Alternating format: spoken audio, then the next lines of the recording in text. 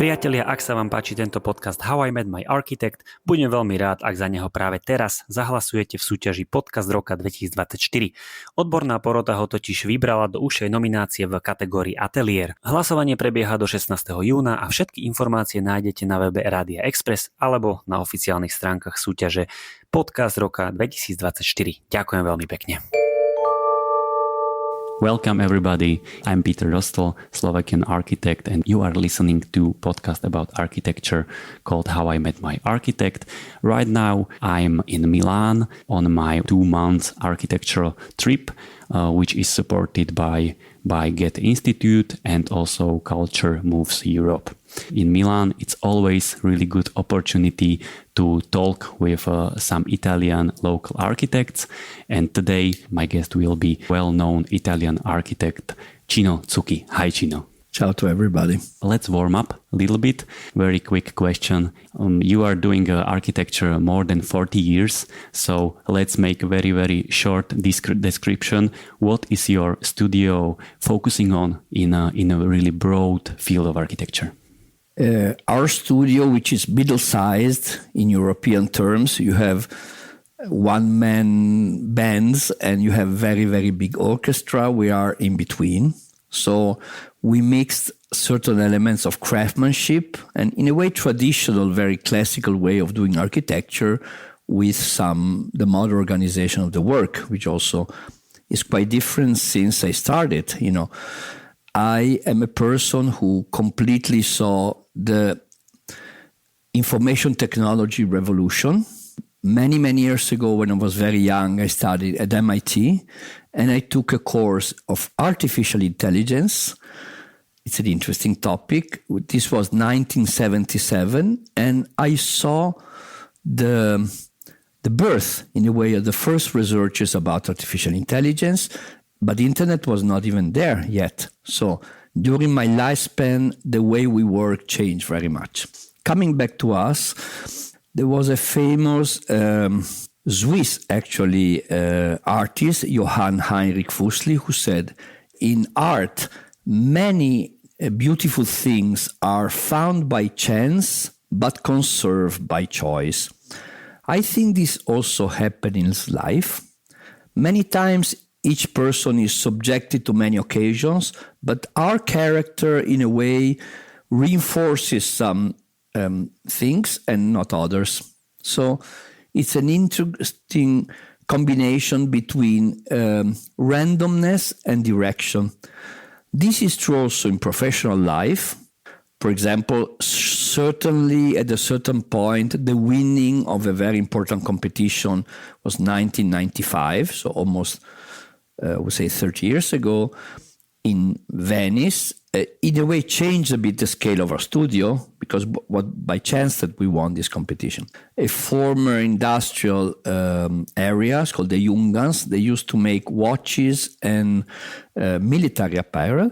And the political story is very complicated, as many Italian stories, but we were invited among very important architects at the time. It was a private competition, actually.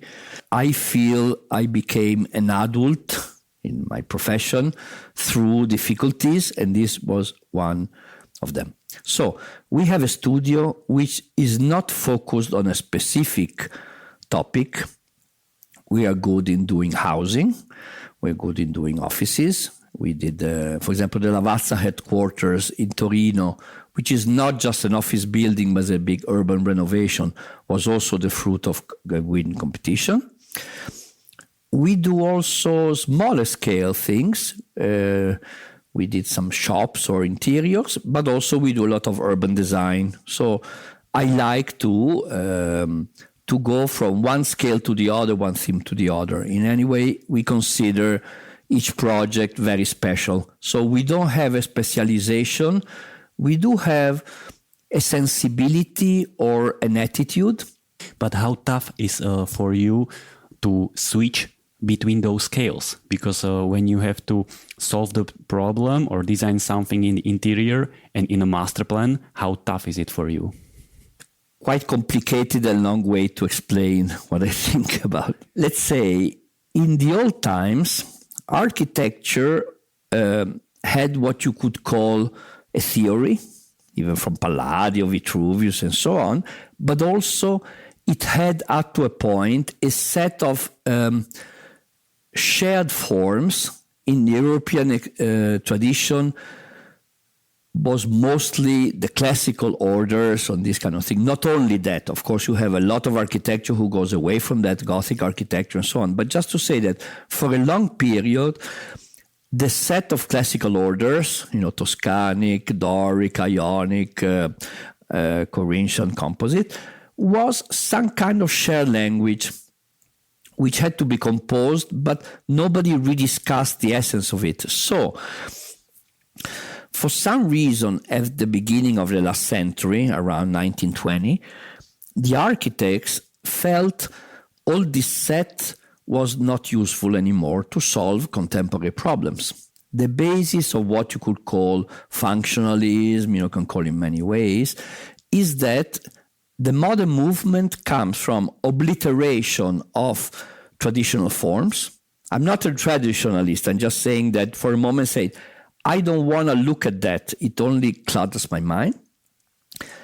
I want to create what is called an approach or method, some kind of capital M method. So I get some inputs. And if I apply a scientific for a moment, was not necessarily scientific, but it tend to look at the scientific as some kind of proof of objectivity method to a problem, that the form will result. Let me make an example. You could say, if I have to do a school, I calculate the number of kids, I see the course of the sun, I look at the strength of material, I look at my budget, I look at the geology of the soil. I put all these things together and in a method, and then the result is the shape of the school. So, in a way, at the end of the process, the form only comes at the end, is the result of a correct process of data. This is what Levi-Strauss in English is called The Savage Minds, is a book by the anthropologist Levi-Strauss, called the attitude of the engineer. He makes an opposition between the engineer and the bricoleur. He says the engineer, as an idealized figure, is somehow who has no formal prejudice. It applies, again, a procedure to events. A bricoleur, on the contrary, is somebody who finds a box of given forms, like a Robinson Crusoe on an island who tries to make some kind of house out of a boat, and just by manipulating or assembling forms, he gets the results. So these two opposite figures, engineer and bricklayer, he sees the poles of artistic creation. Going back to us, in the last maybe 20 or 30 years, in many lectures I heard by my colleagues architects, I heard a lot of time this phrase. And the tone which I say it is like a little bit like snobby. I'm not interested in forms. I'm interested in strategies. They say, I'm not interested in forms. I'm interested in strategies. Which means form is something bad and something arbitrary. And a lot of people are trying to convince that the form they arrive to is out of mathematical formula, the course of the wind tunnel, these things. Since they are afraid of the arbitrariness of form, they convinced us the form they make is not just an invention, it's the result of some kind of reasoning. A lot of architects do that. So it's a sort of a new age view with computers, with the simulation of, in a way, functionalism. On the contrary, I think that design is the invention of a form which is not logically contained into the data, and then the check of this form with all the data. This is something Christopher Alexander says in Notes on the Synthesis of Form. For example, if you do a competition, the program is the same for all the architects. I do a lot of competition, when I look after, we just did a competition in Brno for the Jewish Museum and Cultural Center, and the other invited people were Toyo Ito, who, by the way, won. And when I do a competition, and then I'm very curious to see what my opponents and competitors have done, if the process would be just insert the data into a method, you wouldn't need a competition. Paradoxically, the fact that competition exists, it means you can take the same function or program or site and interpret in the same way. So I think in the end, the act of architecture is an interpretation. When I say interpretation, it means that it's not just an invention and it's not just data processing, it's in between. An interpretation looks at the situation very closely, but then you can push one element more than one other. It means to say that if we take an example in the other arts, particularly music or film, which I find particularly both close to my work, you have two kinds of equally good artists. Artists who always they tend to find specific topics or problems or motives, and they work more and more on it, but you see some kind of resemblance between the products, maybe deepening the theme. And I would put in this case maybe Joan Baez in the music, maybe Federico Fellini in the movies. I think modern architects who did that are, for example, I'm very affectionate to Franco Albini in Italy, who did very different projects. In a way, Rafael Moneo, in a more recent way, does it. Certainly, Erzo de Meuron do it. I think they are among, in my sensibility, the best architects of this century because they always surprise me. They can go, sometimes they do a barn. When they do a restoration, it's almost not there. Sometimes they go super expressionistic. Every time I see a project of Erzo de Meuron, I am surprised by the formal output because I find it is very specific, not only contextual, but it's like finding a theme. While other architects, which I also like, they are more easy to... it would be more easy to do a fake Tadawando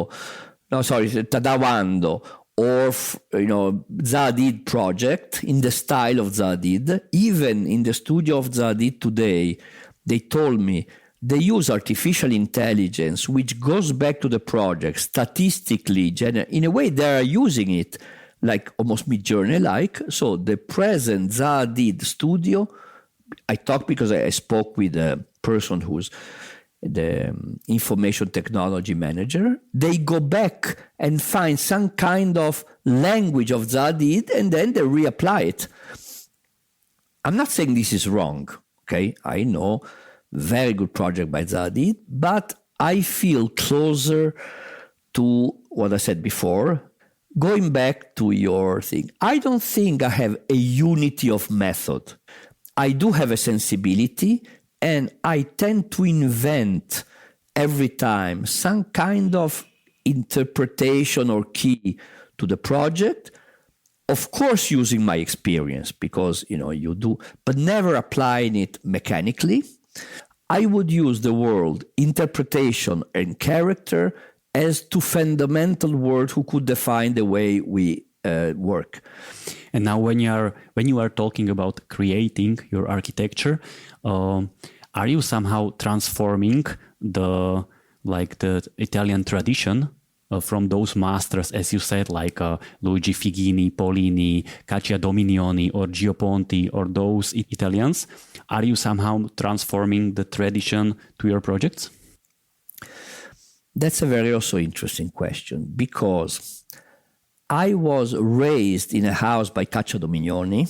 I have a small picture in my wallet, which is me. I was 8 years old, next to Caccia Dominioni, because he designed the house of my parents, and he wrote a small note to my baby Cino. I have his autograph, so sometimes I keep it as a thing. So certainly, I think I've been influenced somehow to some kind of Italian way to modernism, particularly after the Second World War. So the architecture goes from the 50s to the 70s, because in my feeling, it contained both an optimistic idea of the modern world, some kind of modern living, and also this issue of tradition in a non-conservative way.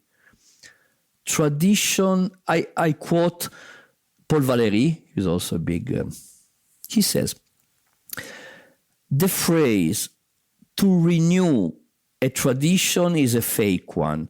The essence of tradition is almost an unconscious continuity.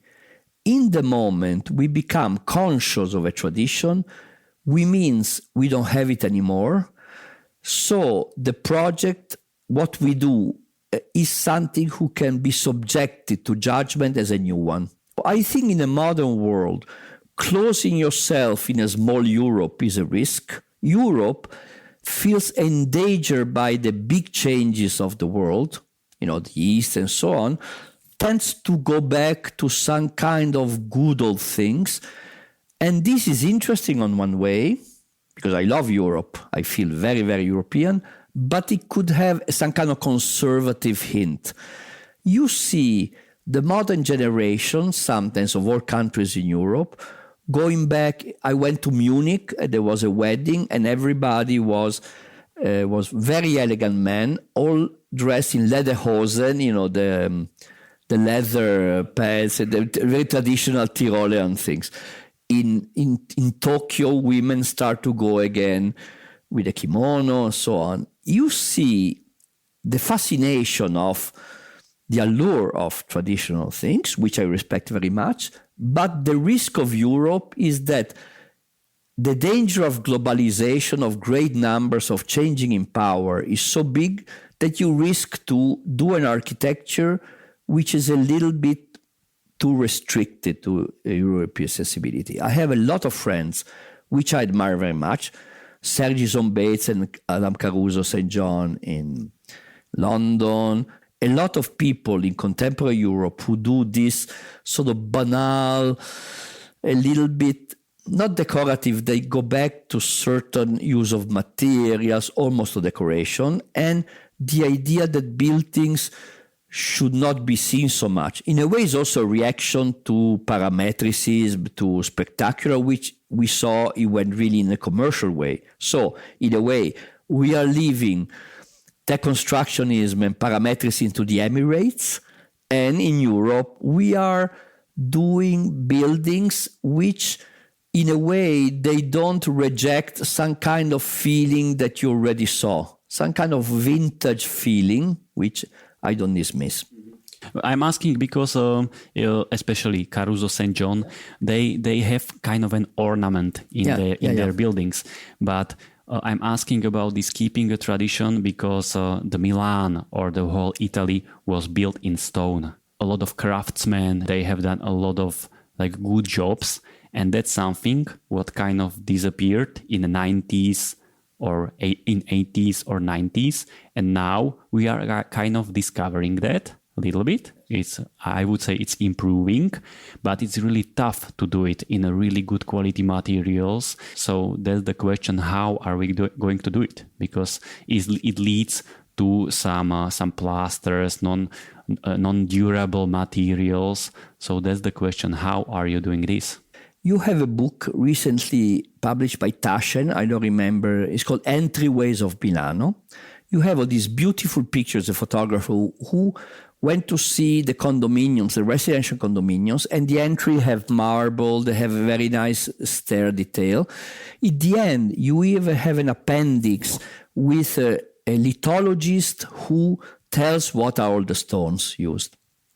Many times when I go to see the Miláno from the 1920, Muzio, Portaluppi, and so on, and also after the war, I live in a house designed by these actually Jewish architects called Fratelli Lattis, the Lattis brothers, who is a kind of precious modernism with beautiful stones, incredibly details. The door is made out of bronze. So it's modernist in look, but the craftsmanship is as amazing.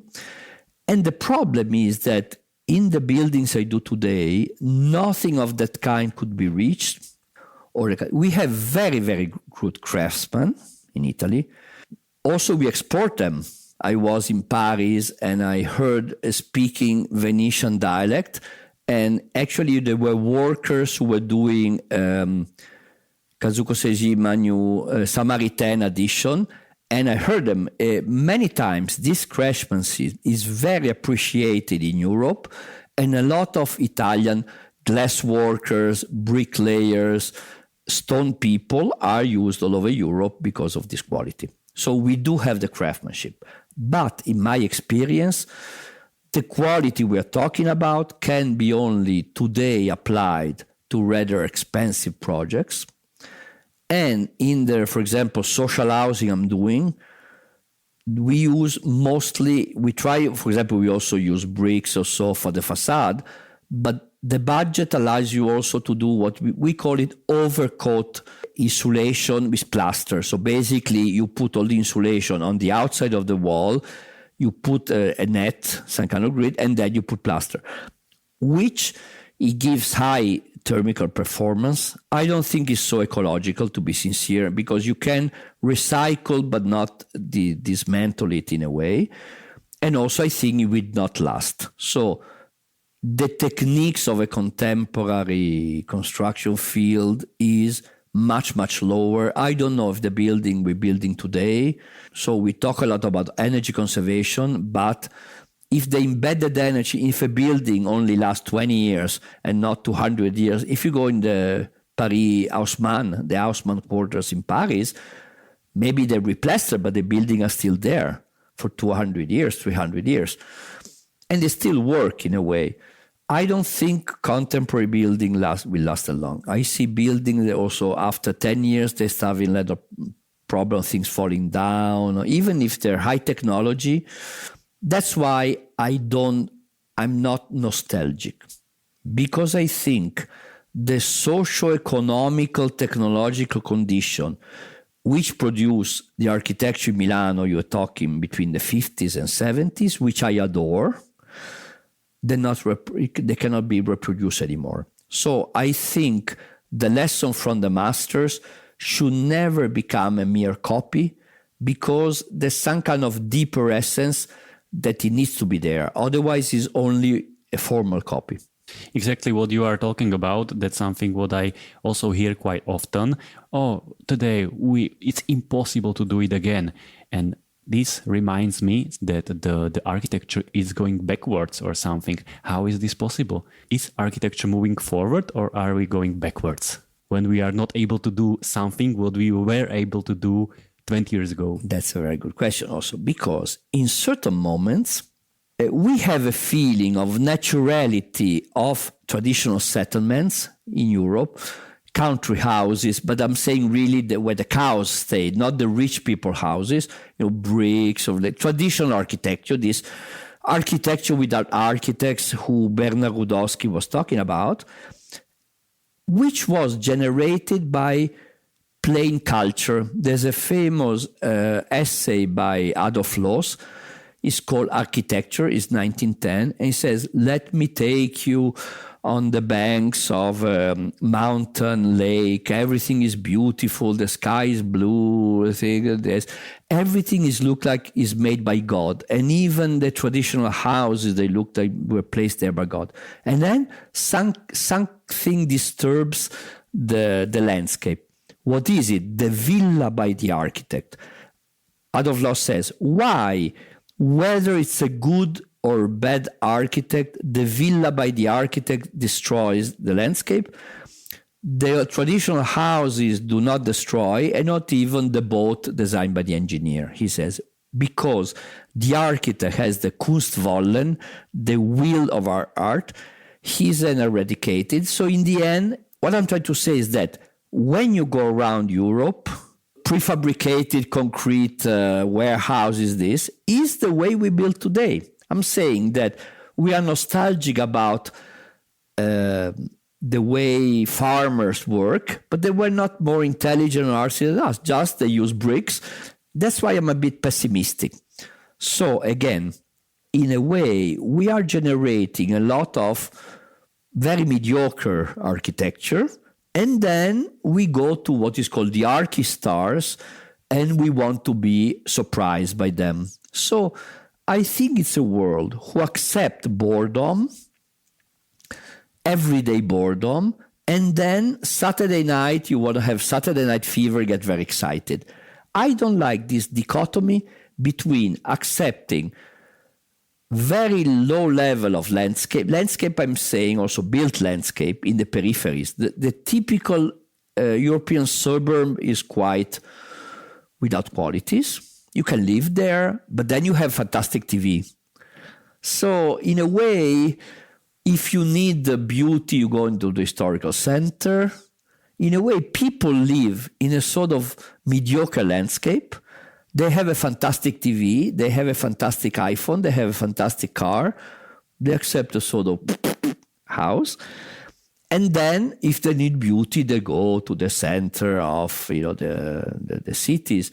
But then maybe there was a famous saying by Architekt in the Osaka fair, do we need the cities still? The cities were places where people communicated. Maybe today, the way we communicate today, we don't need anymore the market square, because the market square was also a place where you go do gossip. So it's not only to buy vegetables, but the cities were environments where people could talk to each other. Today, maybe the phenomenon of the city was weakened by information technology, I think. There are some theories which I heard a couple of times. One of the reasons why are we doing mediocre architecture could be that our requirements are not that high. Because if the people would have bigger requirements for their living, for the space where are they living, also the architecture would have the bigger standards because of the expectations and requirements. What do you think about that?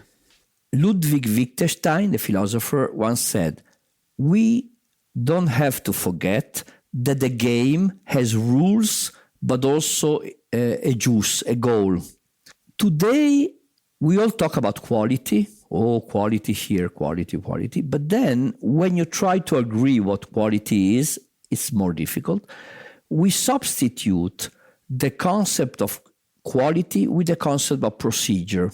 Since people do not in the end really agree what quality is in a more cultural sense, we think that if the procedure is good, then the result is good, which means we made a lot of rules, which are rules to combat fire danger, rules to favor people with the wheelchairs, rules about safety. We architects today, we assemble rules.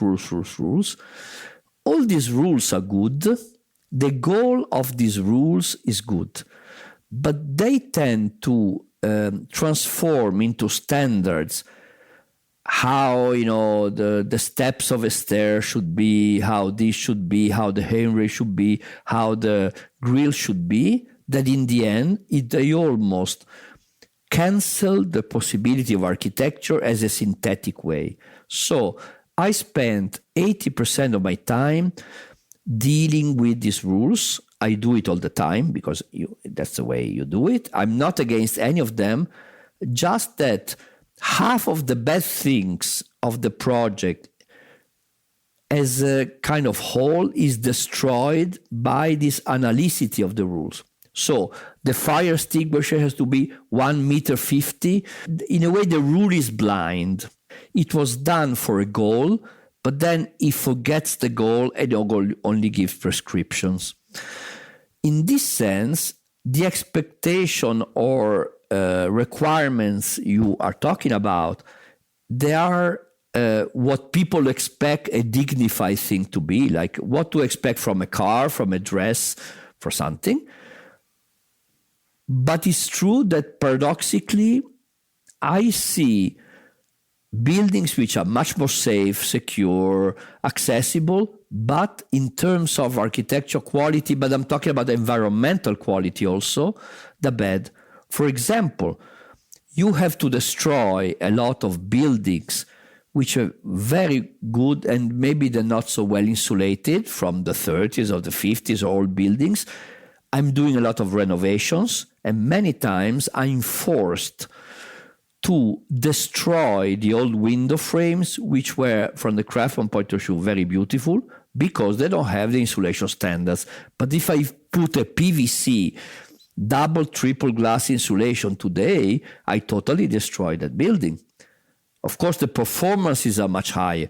In Italy, we are destroying the fabric of the historical city because the state gave some tax advantages to people to redo the facades if they demonstrate they get a higher energy standards.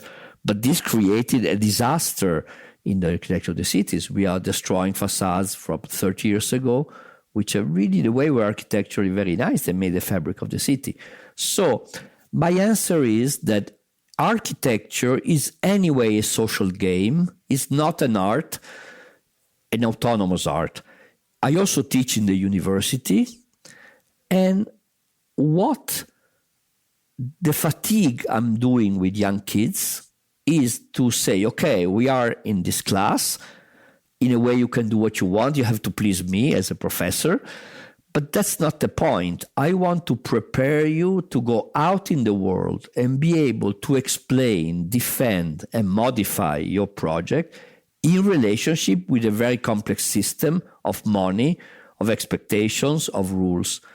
If you're not able to do that, you're not an architect. You're somebody who will do a drawing and paste it on your bedroom, because the only way for architecture to become real is that goes through all these exams. So I'm trying to prepare my students for the hardships of professional life. Even I don't think the university should be a professional school, but I see many universities, they create theories which are so abstract that the students go out in the real world, they got totally destroyed. I don't like that.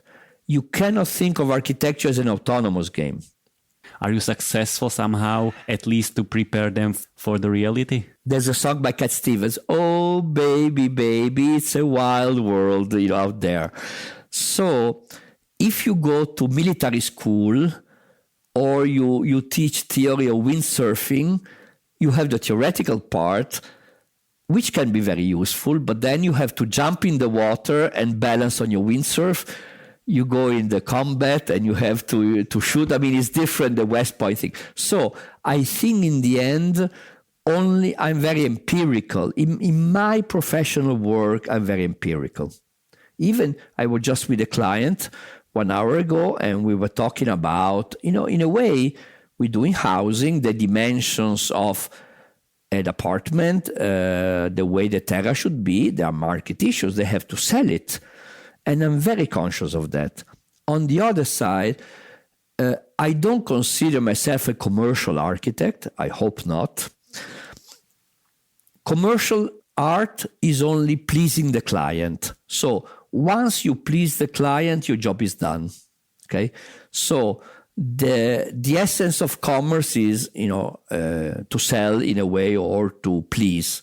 I think we are pursuing values which are not just client satisfaction. I think a good building has some kind of deeper essence, without being too philosophical in a Louis Kahn's sense. Louis Kahn was almost mystical at a certain moment. I'm not, of course, on that. But I'm saying that when you see something good, is the thing that tells you is good. It's not just how many likes you get on Facebook. I remember some days ago shouting in my studio to young people. I said, stop, basta. Of course, we have to have a meeting with the client, and this meeting has to go well.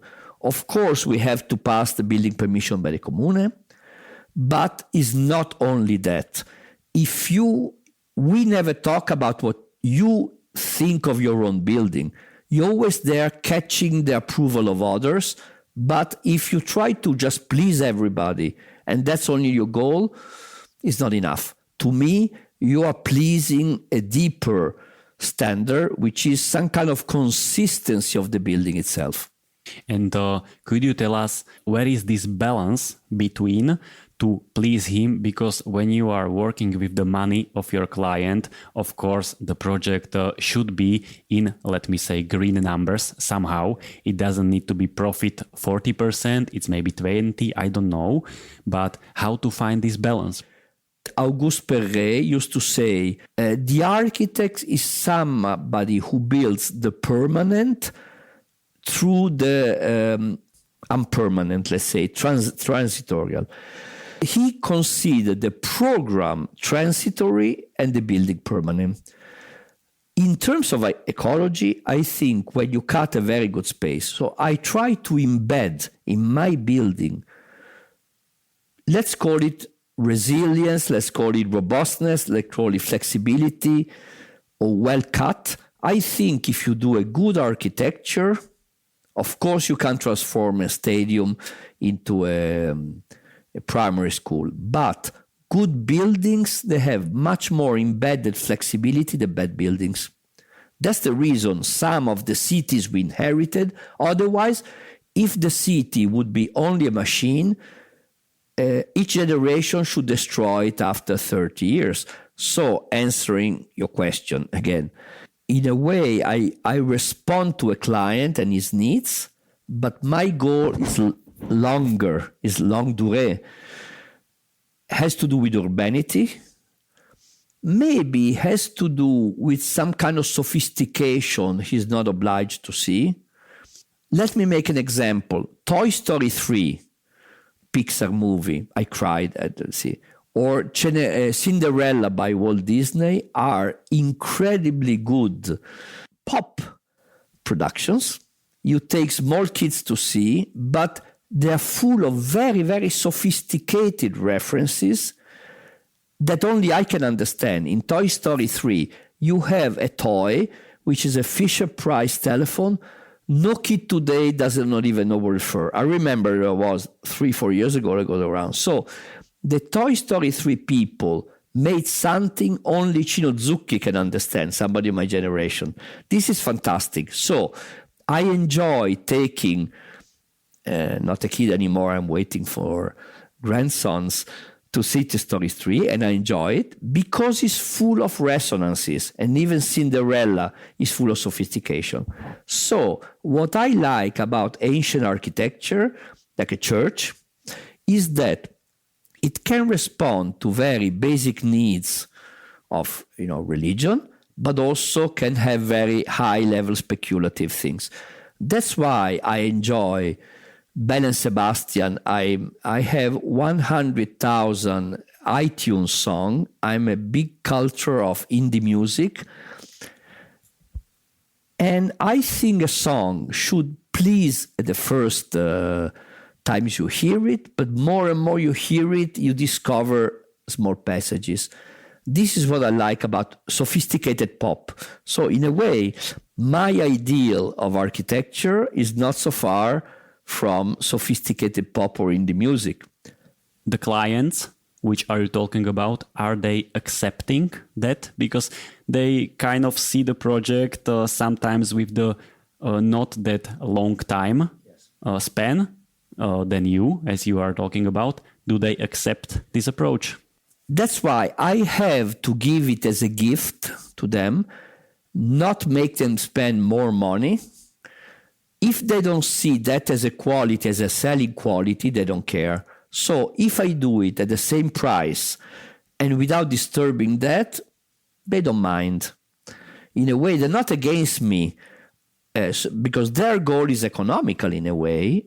This does not mean that my client cannot like what I do.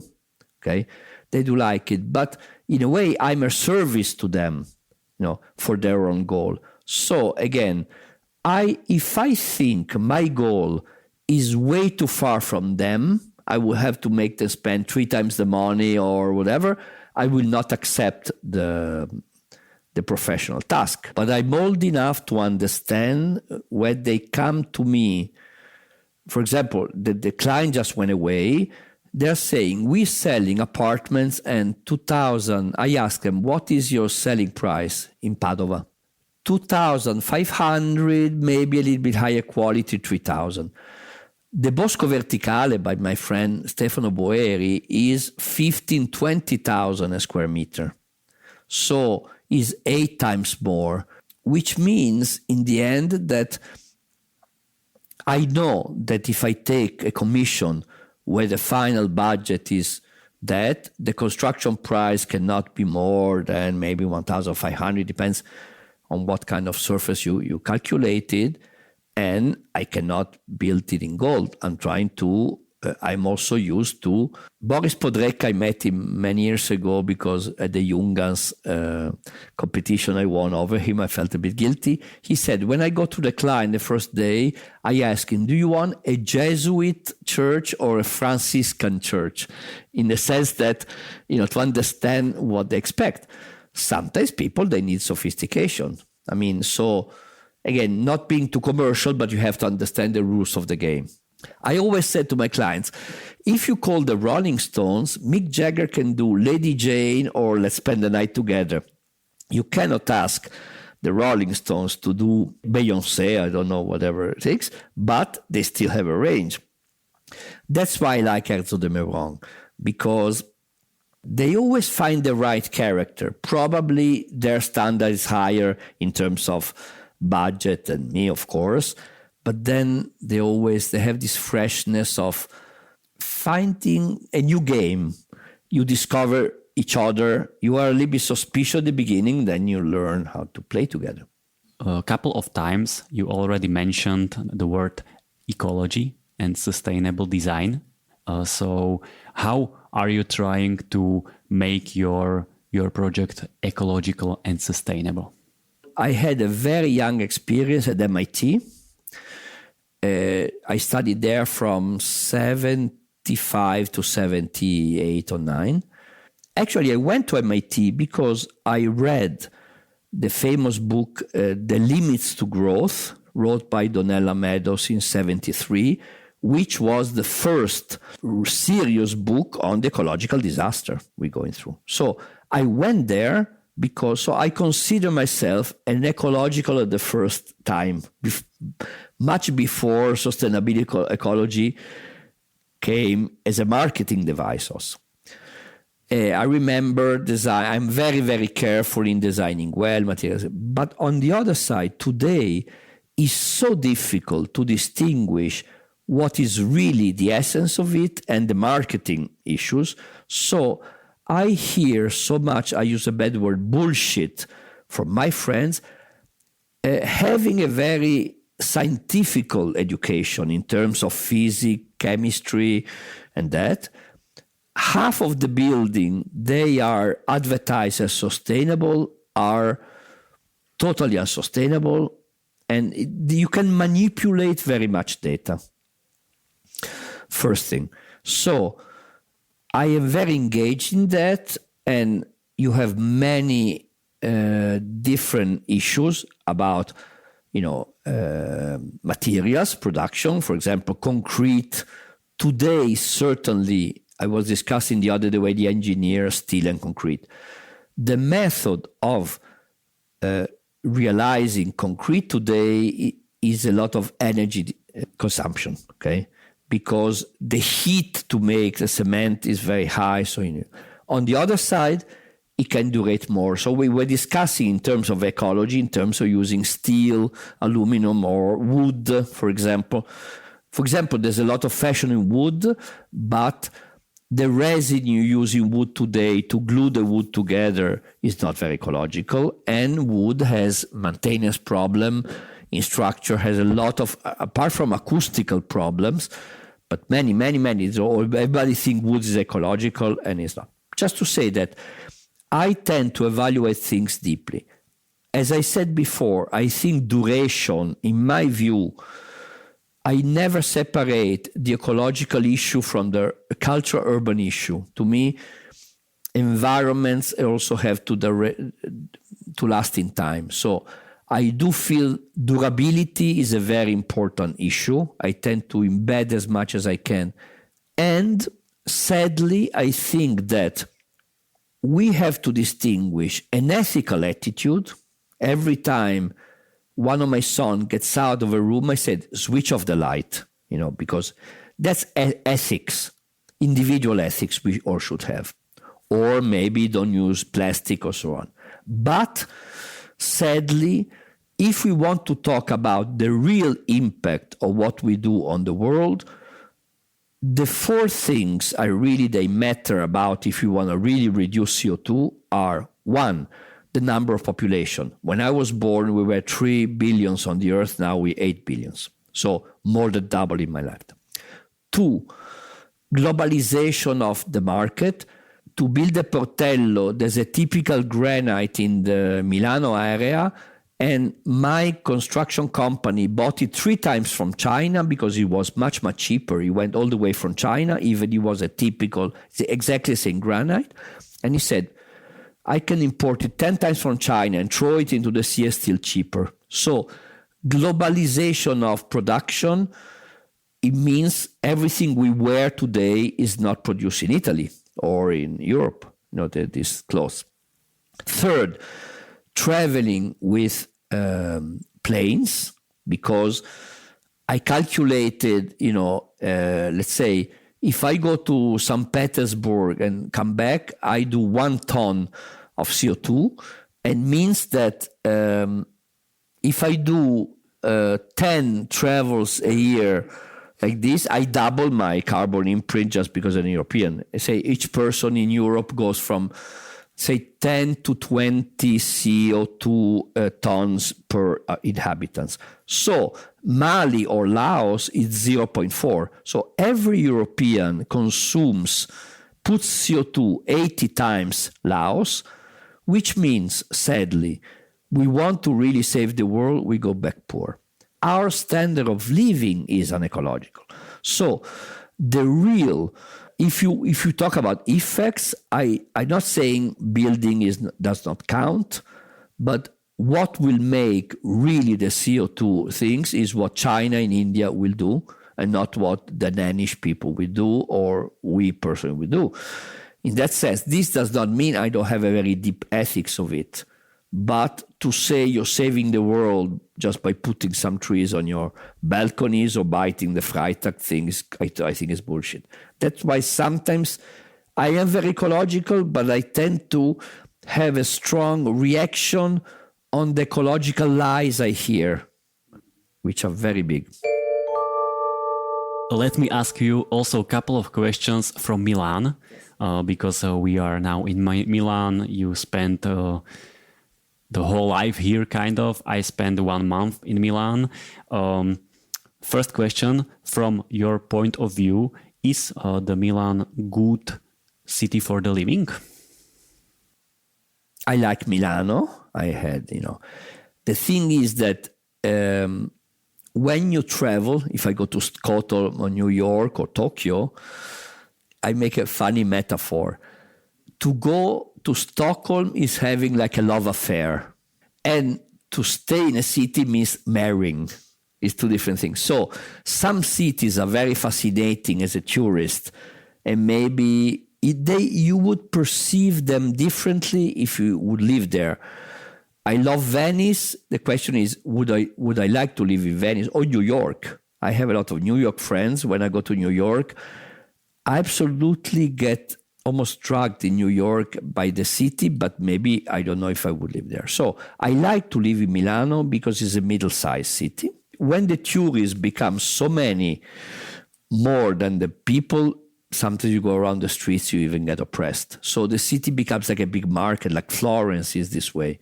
So Florence is beautiful, but the historical center is just like a big market. So I like that Miláno has a lot of beautiful cool things.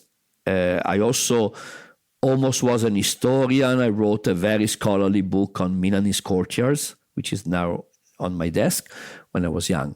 So in the end, I like it as quality of living because of its scale. It's big enough to be a metropolis, but not so big to have really the big metropolis scale. I'm not saying it's the only. I love many other European cities mostly. I'm affectionate to Europe in general.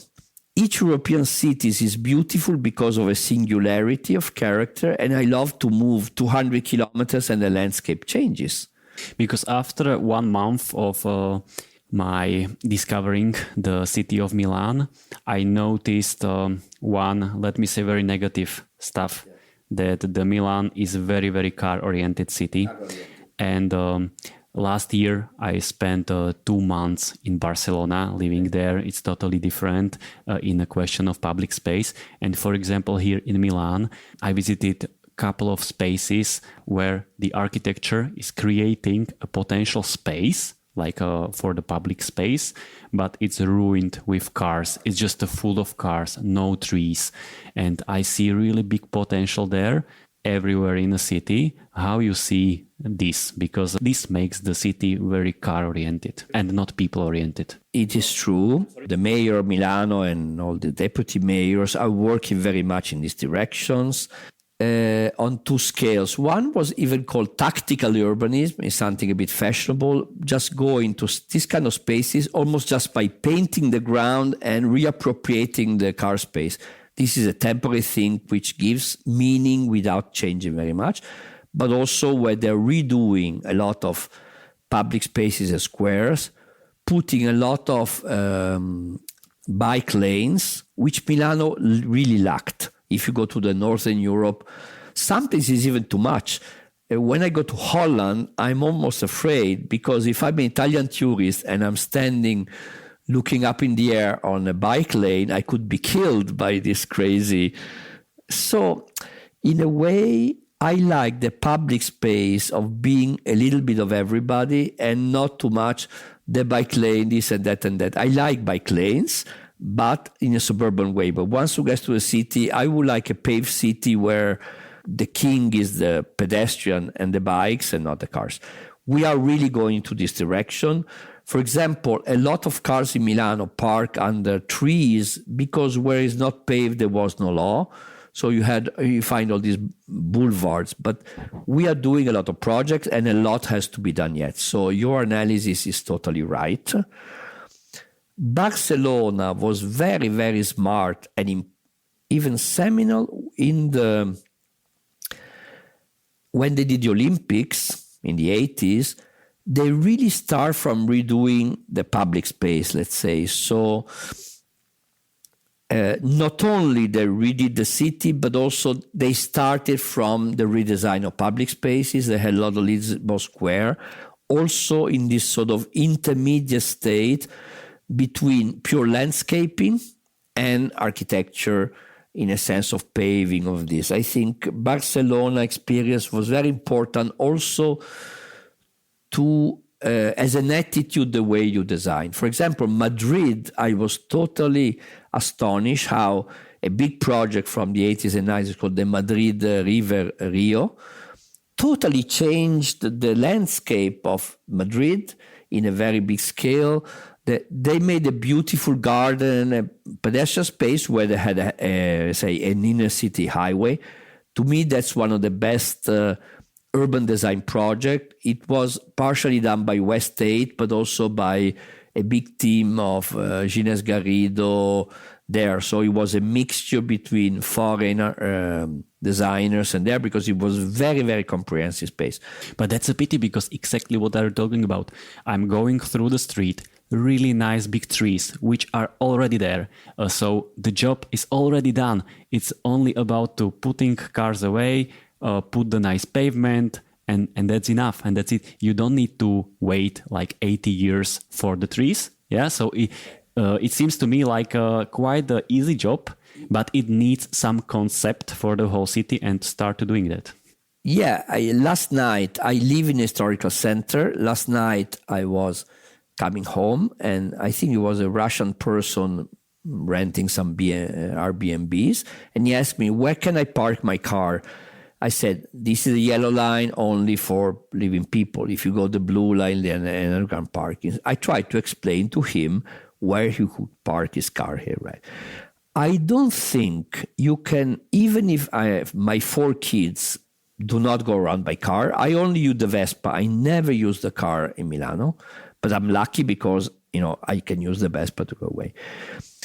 If you think of a metropolis, you cannot completely avoid the idea that all the single people moving around, you can discourage cars of commuters because they come with public transportation. But the city is made of so many micro travel, of even in terms of work, that I'm for a car-free city, but you have to take in account, you have to put the car somewhere. So you cannot just prohibit them as your job. So the job of the administration is also maybe underground parkings, maybe give services. So the problem of cars is not just solved by canceling it. I think the public transportation in Milan is quite good. It's good, I yes, really yes. appreciate it. Yeah. But in a couple of European cities, you have quite strong parking policy, for example, London or in Bratislava in Slovakia. A couple of years ago, our mayor just started to push the parking policy, and we were, let me say, in the same state as you are now, but after just 1 year, people got used to the parking policy, and the city is much clearer with the cars. Bratislava, by the way, is a beautiful city. I really was planning to go back. I visited so many years ago. And I kind of don't see it here, because when I see the mess of the cars there, that you have some rules with the white parking, blue parking, and the yellow parking. Yeah, I see that, but I don't see the much stronger regulations here. But that could be like step by step. Yeah, I can see it. But when we were mentioning the Barcelona and the Olympics, like they had the Olympics in 1992, and before that they very conceptually changed the city, and they saw the opportunity to improve the public spaces and their quality. The Milan today is in a very similar situation, because in 2026 you will have the Winter Olympics in Cortina and Milan. So let me ask you if you see some conception that the Milan is somehow transforming and using this opportunity to become the better city, as Barcelona did. The issue can be taken at different scales. At the, let's say, bigger scale, a lot of European cities transformed, let's say, the inner cities, not the expansion.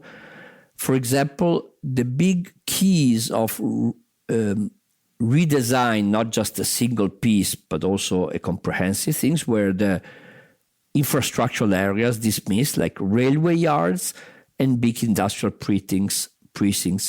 We did, as we did in Venice, and it's not so easy to urban design in Venice because Venice is given. So in Milano, we did the Alfa Romeo Portello area. In Helsinki, we designed many years ago the urban renovation of, it's called Keskipasila. If I go back, many urban design occasions were done by dismissed areas which had infrastructure and had a single property. This is happening also in Milano. We recently participated in a very complex process which is called the railway yards. So in Porta Romana, where actually they're building the housing for the Olympics, the Olympic villages called. In Farini, 2 or 3 very big railway yards, which the railway does not need anymore at that scale. So we're transforming them into city parts. So the answer is yes. As I said before, the infrastructure is there. The only thing that half of the thing for the Olympics are thought as something that could stay for the city always. Half of them are a bit like this. For example, we also had the Expo in 2015, which also changes the image of Milano for things. And now the site of the Expo, they're redoing urbanizations. A lot of times when you have the Expos is what happens after the post-Expo. like in Hanover or London or so. So to plan the site, and the experience tell us that the single infrastructure, like in Torino, they had the Olympics in, I don't remember when, some infrastructures, they work, some not so much, because if you only do a a sport thing, then you have to tell. So what I like of the Expo is the possibility to have a longer view in terms of what is the result of the Expo in terms of permanent result. A lot of areas in Barcelona, the area of the Expo of the 1906, the Barcelona Pavilion by Bis van der Rohe, like this. Miláno is doing, especially in Porta Romana and Santa Giulia, the Expo pieces are the motors of urban, say, redevelopment. Sometimes the rush, the risk is that the real estate people can a bit play on it. So to say, oh, we need this quick. They give to the public maybe the arena, and then they do just a big, in a way, real estate operation. But then the results are not always as satisfactory. So they use the sports event as a pretext of acceleration to get easier things. I think the main problem is that in the late 1800s, the public administration built all the parks, the prisons, the hospitals, the bibliotheques. So it was the main motor of the public infrastructure. Today, many times, the present financial state of the public is not so good. So the public does not have all the money to be put to really redo the new city. So in a way, they have to use private capital to do it. So in Miláno, since the public has not that much money, they do to a private, okay, if you do X% of social housing, let's talk about, for example, social housing, which is a big issue in Miláno, because Miláno, it's an expensive city, but then the young people, they do not find rent they can afford. So Miláno has a problem today that a lot of students or young professionals, they cannot afford the percentage of their salary which goes into rent is 80, 90, even 100%. Somebody working in my studio, especially young generation, they don't get that much money. And in the end, the rents in Miláno are so high that they tend to, I don't know exactly, but to find a decent place, they spend like 80% of the salary in the rent, which is not right. But is it because of the lacking of those spaces? Easy between the balance between the cost of living and, for example, I have a person who graduated with me, very good young person, just graduated, and he found a place in Herzog de Meuron studio. I think he gets 5,000 francs a month, just graduated, which is at least 5 times what, if he would be lucky, he would get in Miláno, 5 times more. Of course, to go back and forth, life is more costly, but it's still 5 times. Probably he would be lucky. A young architect in Miláno, fresh from university, can get 800 a month or 1,000 maybe, but when he was really just out of the university, just to compare it.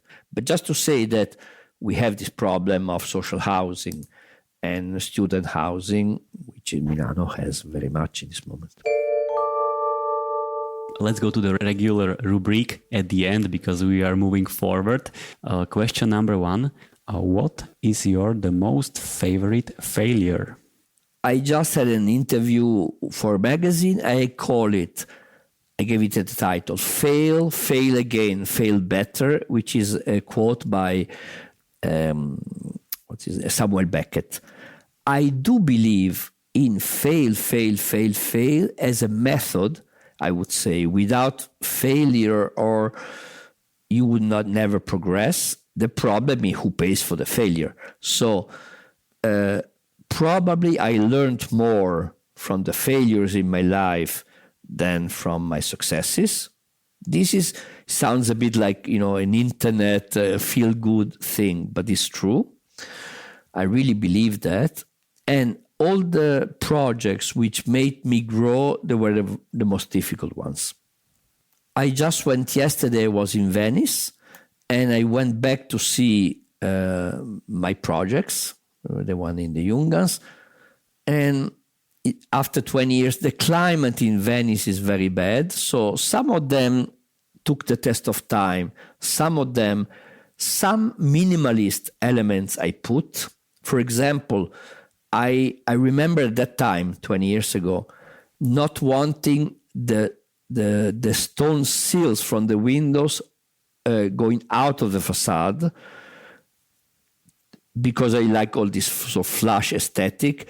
I did not do a very overhanging of the roof. So a lot of the aesthetics of modernism, taking away the overhang of the roof, the minimalist detail, let's say, is very, very, very bad for construction. Waters happen, so if you don't overlap things. So there is an intrinsic conflict between the minimalist aesthetics of architects and good construction practices.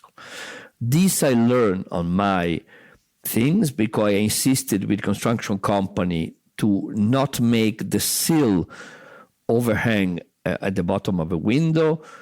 And then after 2-3 years, I was forced to see that the dirt who would accumulate on the horizontal part of the sill whenever it rains went down into the facade. So today I tend to pursue still some kind of dry, clean aesthetics, but with good construction. Not just saying, okay, I wanted this to disappear.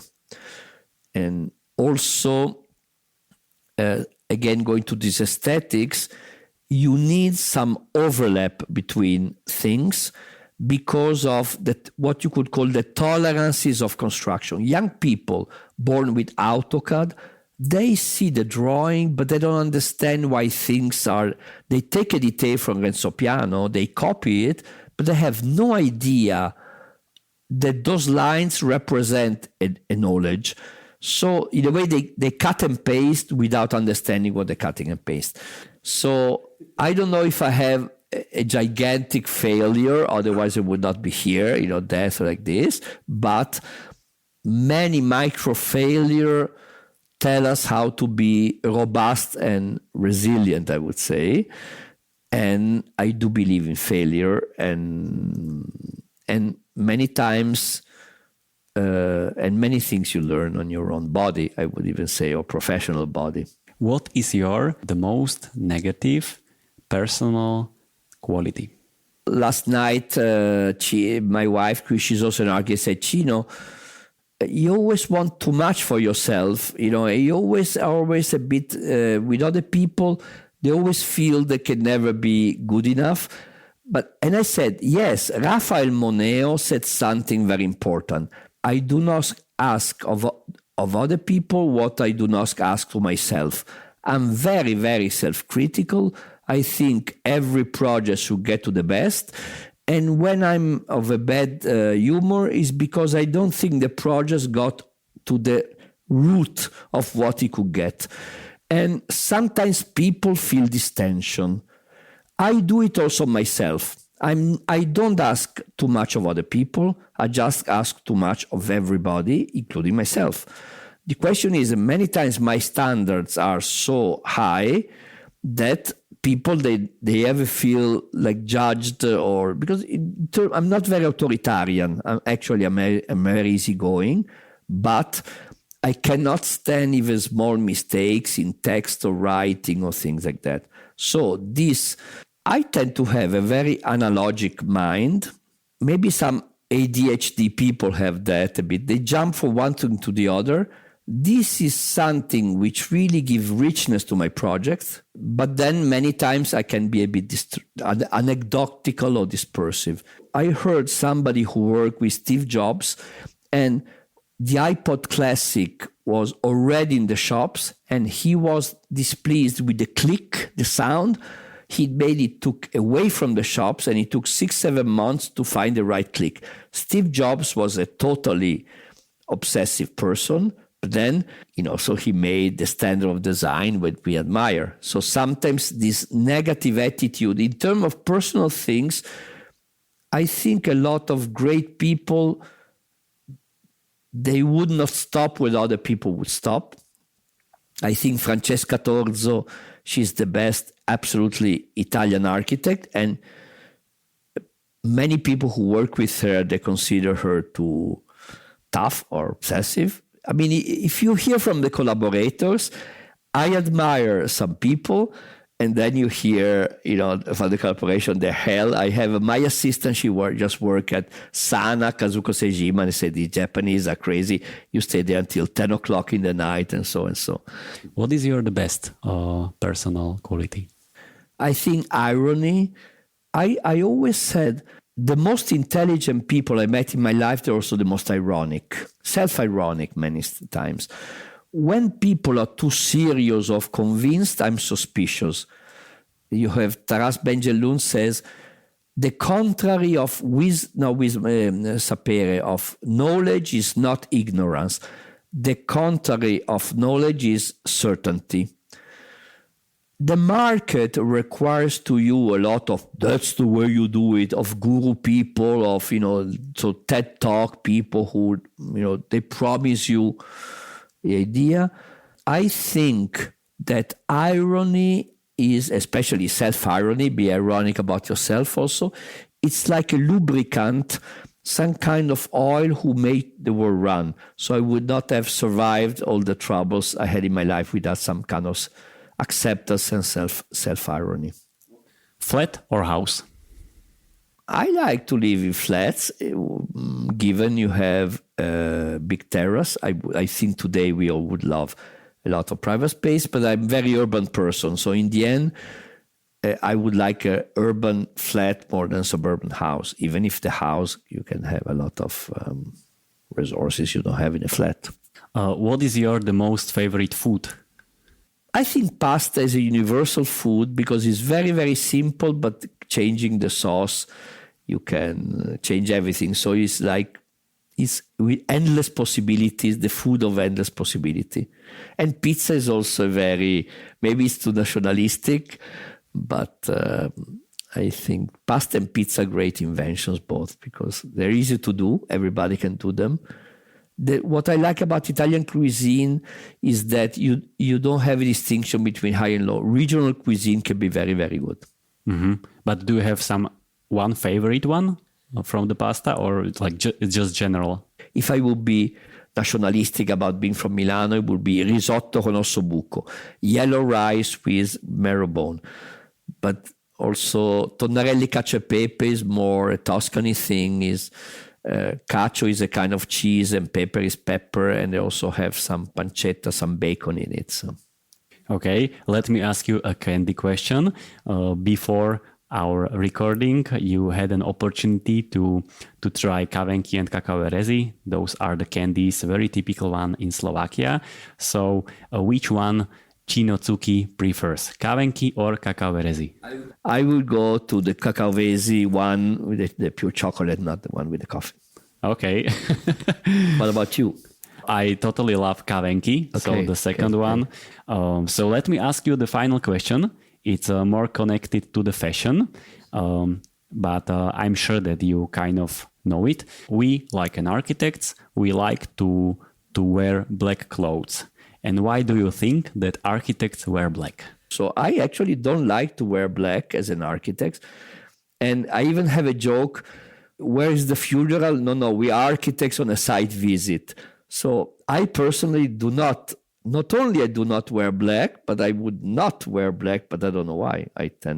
There's a song by Leonard Cohen, it's called The Famous Blue Raincoat. So I think I'm a blue person more than a black person in terms of dressing. It's totally fine, but don't you have a reason? Why are you not wearing black? To be sincere, I find it a bit like a uniform of architects, especially because not only they wear black, but they wear like a jacket without shirt, but there's a black T-shirt, something. So I don't like that. But maybe I have to say that since my grandfather is a partisan, in Italy, camicia nera, black shirt, it was the fascists. So maybe I'm not, I tend to be a liberal, but certainly not fascist. So I probably my age, black were with the little young fascists used to wear black. Maybe I have some kind of political overtone I inherit from my partisan. Because camicia nera, black shirt, in Italy means you're fascist. Okay, but it's 70 years ago.